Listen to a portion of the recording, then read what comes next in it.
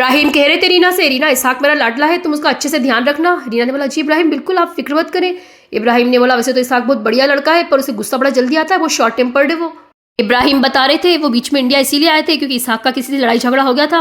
इसहाक के अब्बा यानी इब्राहिम के चच्चा, वो इसहाक की इन हरकतों की वजह से उससे बात ही नहीं करते, इसलिए इब्राहिम को आना पड़ा था उसे जेल वेल से छुड़वाने के लिए। उन्होंने यहाँ पे आके सारा मैटर सॉल्व करवाया था। बता रहे थे कि इसहाक बस अपने मन की करता है, उसने अब तक इतने सारे काम स्टार्ट किए, फिर बाद में उसका दिल नहीं लगा तो सारे काम बीच में छोड़ दिए। इब्राहिम से 4 साल छोटा है, इसहाक 30 साल का, इब्राहिम 34 साल के। रीना इसहाक से बड़ी मोहब्बत से पेश आ रही है। वो इसहाक से कह रही है इसहाक किसी चीज़ की ज़रूरत हो तो बताना। इसहाक ने बोला जी भाभी बिल्कुल, आप परेशान मत होइए। अब रीना को इसहाक बिल्कुल भी वैसा नहीं लग रहा जैसे इब्राहिम बता रहे थे। इसहाक बड़ा रिसेंट सा और मासूम सा लग रहा है। डिनर करने के बाद इसहाक ने बोला ठीक है भाभी। उसने याया से बोला याया तुम मुझे बता देना कल फ़ोन पे कहाँ आना है। अब वो जा रहा था होटल में रूम बुक करने के लिए। रीना ने बोला अरे इसहाक कहाँ जा रहे हो तुम, हमारे साथ ही रुको। अब इसहाक की हालत ऐसी बिल्कुल भी नहीं लग रही थी कि वो होटल में जाके कमरा कर सके, बड़ा थका हुआ लग रहा था, वो बाइक से आया था इतनी दूर। इसहाक रीना के कहने से रुक गया था। अब वो और यूसुफ दोनों गार्डन में वॉक कर रहे थे, इतने में हिना आ गई। हिना की गाड़ी अंदर आई, हिना ने देखा अरे ये कौन, वो समझ गई जीजा का भाई है, पर वो रात यहाँ रुकेगा उसे ये याद नहीं था। हिना ने उतरकर इसहाक को सलाम करा। इसहाक ने बोला वालेकुम अस्सलाम। हिना सलाम करके अंदर चली गई। इसहाक ने यूसुफ से पूछा कि ये रोज़ इसी टाइम आती है। यूसुफ ने बोला हाँ इनका काम ही ऐसा है। ये चारों अपने बेडरूम में बैठे हैं। इसहाक को इन्होंने गेस्ट रूम में शिफ्ट कर दिया था। हिना ने बोला बाजी आपने बोला और ये रुक भी गया, क्या यार जान देती ना इस होटल में। रीना ने बोला अरे हिना क्यों बोल रही है ऐसा।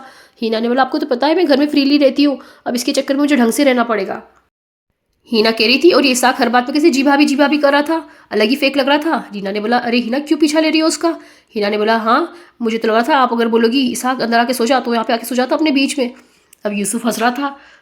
इसहाक को सारी बातें साफ साफ सुनाई आ रही थी। इनकी बेडरूम की खिड़की और गेस्ट रूम की खिड़की पास पास ही है। इसहाक सोचा था किसी बेकार लड़की है ये, और ब्रो कह रहे थे मैं इसके बारे में सोचूं। रीना ने इब्राहिम से जिक्र करा था कि उसे हिना की फिक्र है, अल्लाह करे उसकी भी अच्छी जगह शादी हो जाए।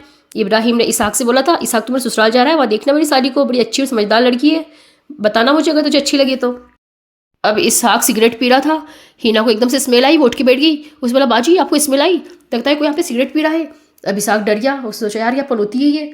इसहाक इब्राहिम से फ़ोन पे बात कर रहा है। इब्राहिम पूछ रहे और इसहाक कैसी लगी तेरी भाभी। इसहाक ने बोला बहुत प्यारी है ब्रो।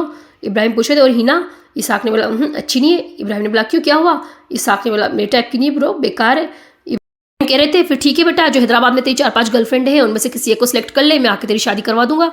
इसहाक ने बोला उन सबसे तो कब का मेरा रिलेशनशिप ओवर हो गया ब्रो। इब्राहिम ने बोला तो फिर ठीक है ना, सोच हिना के बारे में, अच्छी लड़की है ये।